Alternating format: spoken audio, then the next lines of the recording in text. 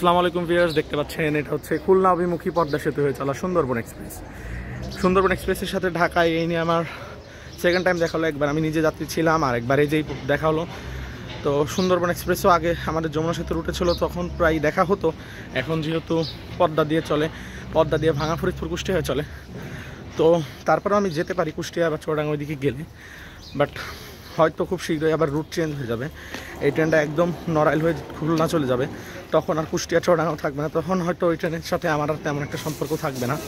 যেদিকে ক্লিনিং হচ্ছে, এখন আমি সিলেট ট্রিপ শেষ করে এসে সায়দাবাদ নেমে দেন এখন যাব গাজীপুরে। তো আমি যাবো তিস্তা এক্সপ্রেসে, বাট এইখানে সুন্দরবন এক্সপ্রেস পেয়ে তাই ভাবলাম একটু দেখা করে যাই সুন্দরবনের সাথে। সো সুন্দরবন এক্সপ্রেসের সাথে দেখা না করে গেলে অ্যাকচুয়ালি ভালো হবে না। সো দ্যাটস ওয়াই আসলাম সুন্দরবনের সাথে দেখা।